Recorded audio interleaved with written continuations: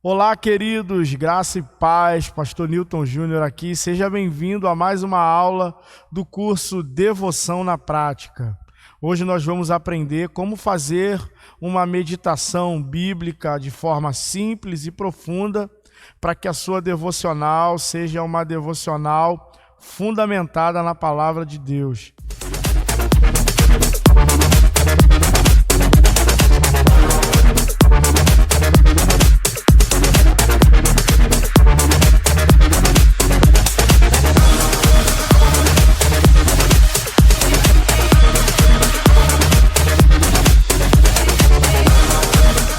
A meditação bíblica é uma prática importante.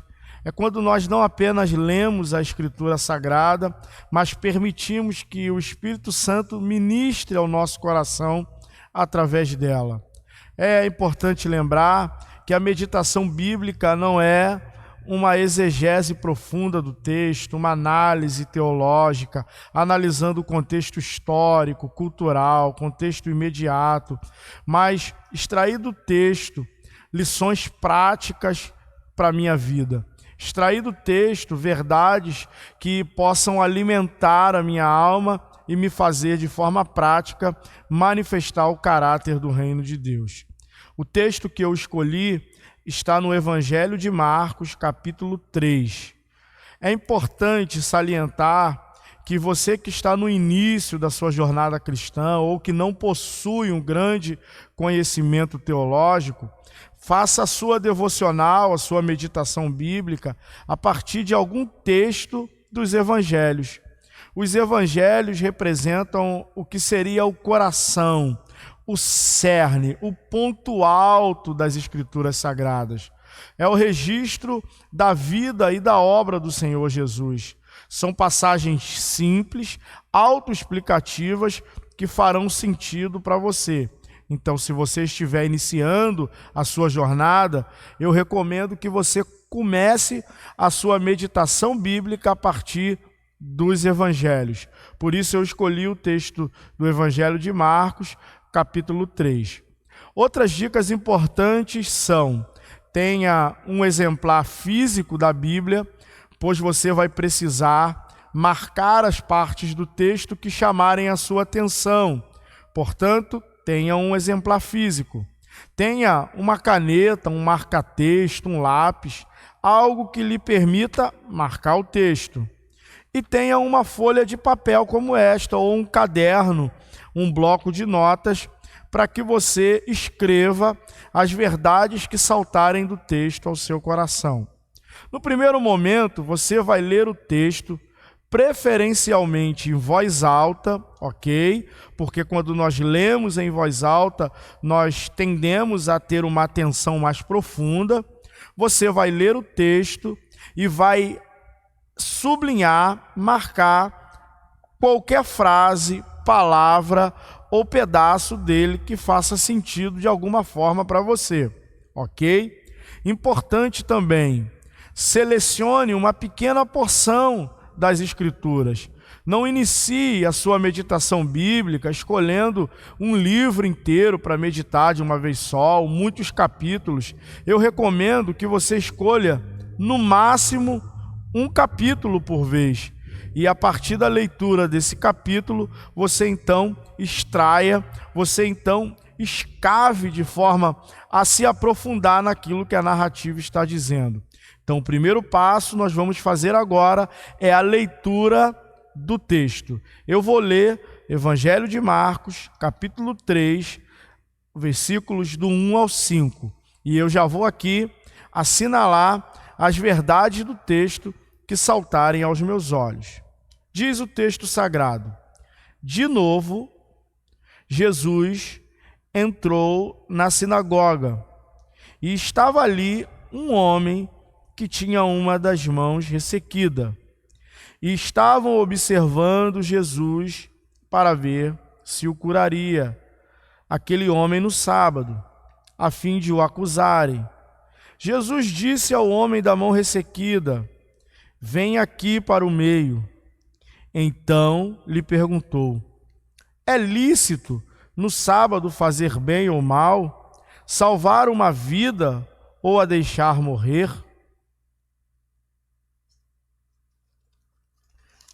Versículo 5. Mas eles ficaram em silêncio. Então, Jesus, olhando em volta, indignado e entristecido com a dureza do coração daquelas pessoas, disse ao homem: estenda a mão. O homem estendeu a mão e ela foi restaurada. Eu marquei algumas verdades que saltam aos meus olhos ao ler esses versículos. A primeira verdade que eu salientei aqui está no início do versículo 1, expressa na palavra: de novo, Jesus entrou na sinagoga e estava ali um homem que tinha uma das mãos ressequidas. Me chama a atenção o fato de exatamente no dia que Jesus vai à sinagoga, esse homem que tinha uma deficiência na mão também se encontrar ali. E a lição que salta aos meus olhos é que o reino de Deus está sempre promovendo essa convergência entre Jesus e o doente, entre Jesus e o atrofiado. Nos dias de Jesus, qualquer pessoa que tivesse alguma deficiência física era considerado uma pessoa indigna, desprovida da bênção de Deus. E o texto aqui do Evangelho de Marcos vai dizer que nesse dia, nesse sábado, nessa sinagoga, a vida de Jesus converge com a vida daquele que para a sociedade não tem nenhum valor.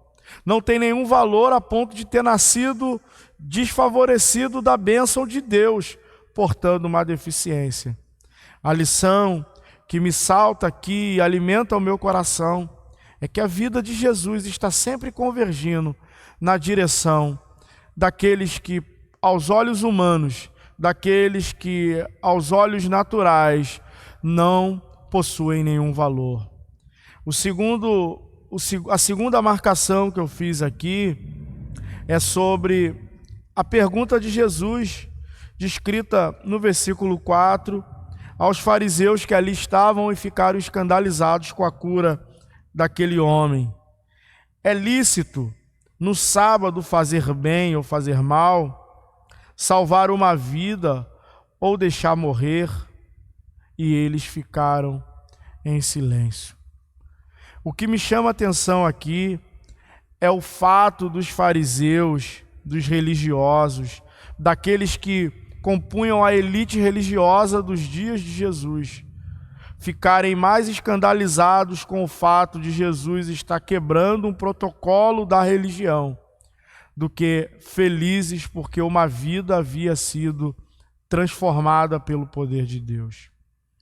Meus irmãos, a cura de uma enfermidade nos dias de Jesus representa muito mais do que um milagre físico. Representa a restauração da dignidade de uma pessoa, a restauração da perspectiva de futuro de uma pessoa. É um milagre que está acontecendo ali. Porém, cegos pela religião, os religiosos estão mais preocupados com o protocolo religioso do que com a transformação de uma vida. A lição que me salta é que se os nossos olhos não estiverem focados naquilo que é mais importante, pessoas, nós estaremos sempre como esses religiosos, em busca de fazer manutenção dos nossos protocolos. Profundo, não? E a terceira lição aqui, que eu marquei aqui nesse texto, é Jesus pedindo para que aquele homem estenda a mão. O versículo 5 diz assim: então Jesus, olhando em volta, indignado, entristecido com a dureza daquelas pessoas, disse ao homem: estenda a mão. Na minha meditação aqui eu penso, será que Jesus não pode fazer esse milagre de forma silenciosa?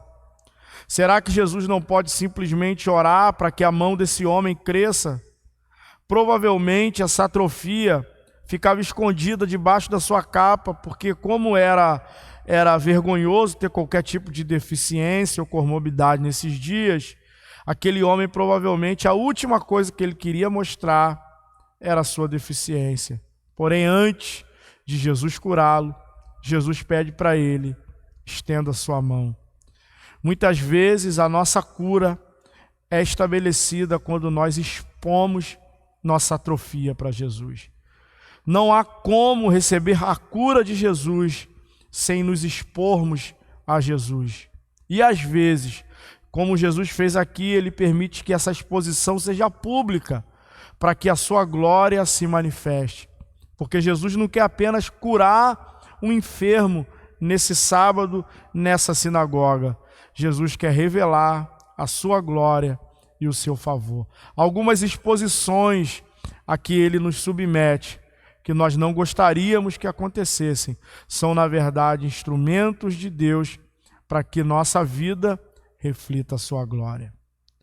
Percebeu como, de forma simples e prática, eu marquei 3 versículos e fiz 3 aplicações que alimentam, que ensinam, que instruem a minha vida? Aí você pode pensar: pastor, o senhor fez isso com facilidade porque o senhor já é um pregador, porque o senhor já é um conhecedor do texto. Não, o que eu fiz, na verdade, foi marcar no texto pontos que me saltaram aos olhos e buscar, refletindo, meditando, pensar em aplicações práticas do texto para a minha própria vida. Foi exatamente isso que eu fiz. No início, pode parecer um pouco desafiador, mas se você praticar, breve você estará fazendo profunda meditação, profundas reflexões, e o texto trará verdades extraordinárias para você. Então, recapitulando, para a meditação bíblica, você precisa escolher um texto que eu recomendo que seja um texto dos evangelhos que é de mais simples compreensão. Você precisa separar uma pequena porção. Quanto maior for a porção que você lê, mais trabalhoso será a realização desse procedimento, desse processo. Escolha uma pequena porção, no máximo um capítulo, 5 versículos, 10 versículos. Enquanto lê o texto, que eu recomendo que você o faça em voz alta, marque as palavras e os versículos que lhe saltarem aos olhos, aquele que chamar a sua atenção, mesmo que você não saiba por que está chamando. Depois, retorne aos textos que você marcou e pergunte e responda para si mesmo: qual é a verdade que Deus está querendo me ensinar nessa reflexão? Na reflexão desse dia, de hoje, o Espírito Santo me ensinou 3 verdades práticas. A primeira verdade prática é que a vida de Jesus sempre converge na direção dos necessitados. Então, se eu tenho alguma atrofia, alguma necessidade, então eu sou um potencial instrumento para que a vida de Jesus, eu sou um potencial endereço, melhor dizendo, para que a vida de Jesus convirja para a minha. A segunda lição que eu aprendi aqui é que pessoas serão sempre mais importantes do que protocolos. Eu devo valorizar as pessoas porque as pessoas são prioridades para Jesus. E em terceiro, eu aprendi que quando eu exponho as minhas mazelas para Jesus, eu experimento da sua cura. Olha que meditação simples, profunda e eficaz. Eu espero que essa aula de hoje tenha feito sentido para você e que você medite na palavra do Senhor todos os dias. Até a próxima aula. Tchau, tchau.